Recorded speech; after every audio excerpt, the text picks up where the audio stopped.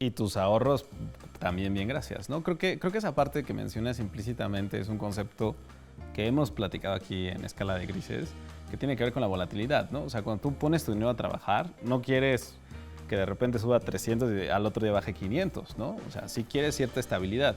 Y algo que tiene muy padre la característica de los índices es que te reduce esa volatilidad. En vez de meterte a acciones de alguna empresa en particular que pueden subir o bajar por condiciones que igual y no conoces, pues te metes un índice que te reduce esa capacidad de ir y bajar en un roller coaster muy fuerte.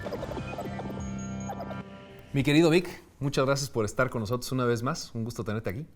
El gusto es mío, Takis. Gracias. El capítulo pasado platicamos acerca de los índices accionarios. Dejaremos por ahí el link para que la gente pueda acceder a él en dado caso que haya cierta duda, porque creo que sirve como contexto, ¿no? Como comienzo para esta plática. Dentro de estos índices accionarios, pues mi propósito era como justificar por qué la gente invierte en un índice accionario, ¿no? Y hablábamos que en lugar de estar checando todo un universo de acciones, 4,000, 5,000 acciones, pues checas nada más un grupo de acciones que representan ciertas cosas. Y hablábamos acerca del S&P 500, el Standard Poor's 500. También existe el Dow Jones, existe el índice Nasdaq, existen muchísimos. Bueno, en México está la Mexbol, ¿cómo se llama? El índice de precios y cotizaciones, el IPC, ¿no? El IPC. Pero, por ejemplo, hablando del S&P 500, ¿qué características se le mete a un índice de esta naturaleza como para seguirlo, teóricamente? ¿Qué opinas? Habíamos hecho la metáfora esta del súper, ¿no? Y que es un carrito en el que vas metiendo ciertos productos. Entonces, para determinar qué productos metes en el carrito, necesitas ciertas características de las empresas que cotizan en bolsa, ¿no? Y particularmente el S&P 500 deriva su nombre de que son las 500 empresas, en principio, más grandes de Estados Unidos. Y ese tamaño, ¿no?, de mercado lo mides a través de 5 características muy básicas, ¿no? El primero tiene que ver con su participación en el mercado. Es una traducción un poquito libre, ¿no? Pero su participación en el mercado tiene que ser alrededor de 12.7 miles de millones de dólares, ¿no? Eso es lo principal. Entonces estás hablando... El tamaño de la empresa. El tamaño de la empresa tiene que ser grande, ¿no? O sea, para producir ese nivel de ingreso, ¿no? Tiene que tener mucha liquidez, es decir, a la hora de que haya compra y venta de acciones, tiene que haber postores de los dos lados y para las cantidades que tú quieras, ¿no? Puedes vender una acción, puedes vender 500, puedes vender 2,000. Esa capacidad de comprar y vender las acciones de la empresa es fundamental para que esté ahí. Para que tú como inversionista tengas por seguro que hay un precio de compra y de venta. Correcto. Lo hace, ¿no?, líquida. Sí. Esa liquidez automáticamente se refleja en que el precio al cual estás comprando y vendiendo la acción refleje las condiciones actuales del mercado. Correcto. El tercero tiene que ver con una característica de la cual hemos hablado acá, que tiene que ver con que el porcentaje de las acciones, es decir, de todas las acciones que emitió esta empresa para ser pública, el 10% tiene que estar flotando. Esto quiere decir que el 10% se tiene que estar intercambiando activamente en los mercados en compra y venta. Entonces, si las empresas cotizan en bolsa y no dejan flotar el 10% de sus acciones para que realmente refleje su precio en condiciones de mercado, pues no puede formar parte de este selecto grupo de las 500, ¿no? Y finalmente, su capacidad de ser pública o esta característica de ser pública tiene que tener al menos un año.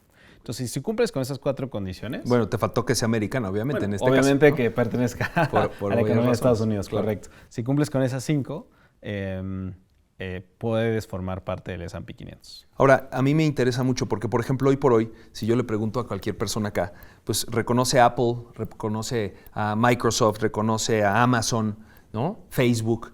Esas obviamente son empresas que cumplen con estas características. Ellas están dentro de este S&P 500.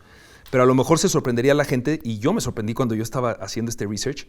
General Motors, por ejemplo, no, IBM, AT&T, estuvieron en ese índice, y esto es por tomar algunas importantes que todo el mundo reconoce.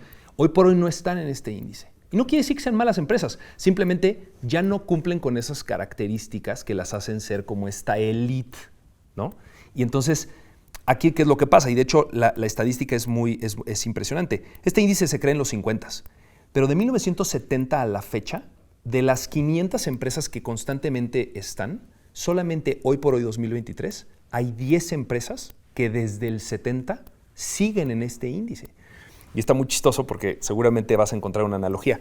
Por ejemplo, está Altria Group, ¿no? Tabaco, American Express, banco, Coca-Cola, que no lo tengo que explicar, ExxonMobil, petróleo, General Electric, Johnson & Johnson, McDonald's, que tampoco lo tengo que explicar, Procter & Gamble, United Technologies y Verizon. Pero como que veo una característica en estas, que esto es como parte del rollo financiero, pero veo una característica en estas empresas que en los últimos 50 años han permanecido como en este elite, ¿no?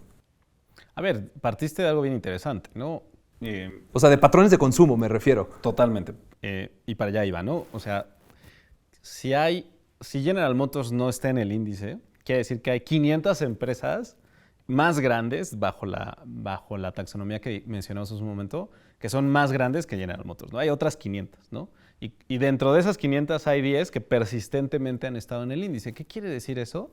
Que esas 10 reflejan condiciones de la economía de Estados Unidos, tanto desde la producción, es decir, de lo que están generando estas empresas, como del consumo, es decir, de las personas, de los hogares en Estados Unidos, que están activamente manteniendo estas empresas arriba. O sea, en pocas palabras, nos sentimos muy veganos y muy naturales y vegetales y no sé qué, pero seguimos consumiendo McDonald's como locos. Eso es el grueso. La persistencia del consumo de refrescos de cola, de hamburguesas, ¿no? De shampoos, ¿no? Y de luz eléctrica y de gasolina.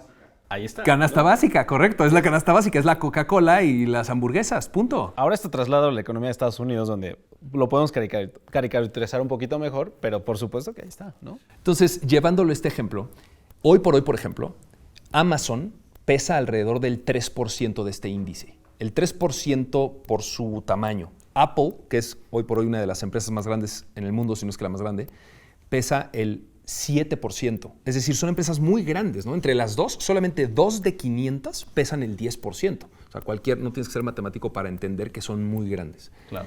Pero un General Motors, IBM o AT&T, que hablábamos al principio de este espacio, que ya no están, en algún momento fueron muy relevantes. Pero la gente ni siquiera tuvo la consideración de investigar y decir, oye, General Motors ha tenido problemas, está por quebrar, bla, bla, bla, bla, bla, la sacaron. Entonces tú imagínate, lo trasladas a hoy, ahorita es imposible pensar que Apple pueda salir de este índice o que Amazon pueda salir de ese índice. Mi esposa pide todos los días cosas de Amazon. Amazon #1, ¿sabes? Pero si no estás estudiando todo el tiempo, capaz que Amazon empiece en problemas, Apple empiece en problemas y en algún momento siguen cotizando, pero las sacan de este índice. Entonces aquí lo que yo te quiero decir es que es imposible tener un tracking de las 500 empresas o en este caso de las 500 empresas, pero de repente te puedes ver sorprendido si tú inviertes específico en General Motors y no en el S&P. Si inviertes específico en General Motors, a lo mejor tiene sus facetas las empresas donde a lo mejor ya no están tan bien como antes, las sacan, ya no son tan líquidas, ya no están tan buenas y tú pensando que tenías un monstruo de acción y resultó que te cambió, brother. Y la debacle de Detroit te pasó de noche. La debacle de Detroit con General Motors y todas las armaderas. Llegó Tesla y les dio un par de cachetadas, pero eso fue lo que pasó. Y tus ahorros también bien, gracias, ¿no? Creo que esa parte que mencionas implícitamente es un concepto que hemos platicado aquí en Escala de Grises, que tiene que ver con la volatilidad, ¿no? O sea, cuando tú pones tu dinero a trabajar, no quieres que de repente suba 300 y al otro día baje 500, ¿no? O sea, sí quieres cierta estabilidad.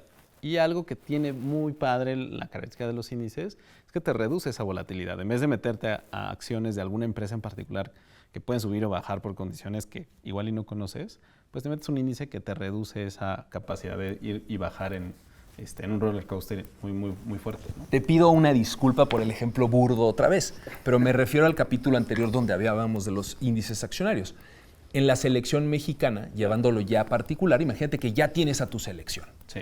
Y tú piensas todavía que Alberto García Aspe es muy bueno y sigue jugando. Brother, ya está más para allá que para acá. O sea, no te diste cuenta que a lo mejor X o Y jugador salieron de esta selección y hay una nueva camada de chavitos que están entrando y que son mucho mejores. Entonces, el equivalente de invertir en este índice y de confiar en la construcción de este índice es que tú siempre estás con la selección mexicana. O sea, dentro, bien o mal, a lo mejor Aroca se pone loco porque dice que estamos mal, pero dentro de bien o mal, la realidad de las cosas es que es el mejor nivel del fútbol mexicano que se puede encontrar en un grupo de cuates, ¿no? Lo mismo pasa en este índice, sin tenerte que preocupar cuál es el estado, si se lesionó uno, si no, si se retiró, si ya está viejo. concéntrate en la selección mexicana y eso refleja más o menos el estado del fútbol mexicano. Aplica, ¿no? Si es que le quieres apostar al fútbol mexicano, por supuesto. Sí, obviamente, extendiendo tu analogía y regresando al tema de las empresas que hoy son buenas y las que antes no lo eran o que han cambiado los patrones, pues sí, ¿no? O sea, si te vas al Mundial de 2006, pues obviamente nadie hubiera puesto a Rafa Márquez fuera de la lista, ¿no? Pero si te vas al Mundial de 2018, pues ya muy poquitos lo ponían, ¿no? Al final fue y todo, pero sí, justo esa marca que a través del tiempo se mantiene como selección mexicana va alimentando diferentes nombres de diferentes jugadores de diferentes facetas, ¿no? Y lo mismo pasa con el S&P 500. Ahora, es importante recalcar que en un índice accionario como los que estamos hablando, no inviertes tal cual. Esta es la medida que traquea, que le da el seguimiento a las empresas y entonces sabes. Donde realmente se invierte es en un ETF, que es un Exchange Traded Fund, las siglas en inglés, ETF, que en español me da mucha risa porque se le traduce como fondos cotizados, como título de película española, ya sabes, de traducción de película gringa, pero española. El final, ¿no? Tal cual, entonces no los busquen como fondos cotizados, tú pregunta por un ETF, lo van a conocer, pero eso hablaremos en el próximo capítulo de Escala de Grises. Pero para dar más o menos, ¿tú particularmente tienes lana metida en un ETF, Vic, o no? En varios. ¿Sí? Por supuesto. O sea, tal cual, hoy por hoy sí los tienes. Por supuesto, porque hay diferentes elementos que te permiten reducir el riesgo. Hay gente a la que le preocupa, por ejemplo, que estén en dólares o que estén en euros, ¿no? Y vamos a platicar de cómo abordar ese problema para que no estés preocupado por ese tema y ganes el rendimiento que te ofrecen estas empresas. Para matar esa duda, prácticamente todo mi dinero está en ETFs. O sea, así, tal cual. Eso tiene que ver con tu edad, pero también de eso vamos a hablar más adelante. Es correcto. Perfecto. Pues muchas gracias una vez más por estar aquí con nosotros. Un placer. Esto es Escala de Grises dentro de Plaza Pública. Mi nombre es Oscar Luna Farel. Nos vemos en la próxima.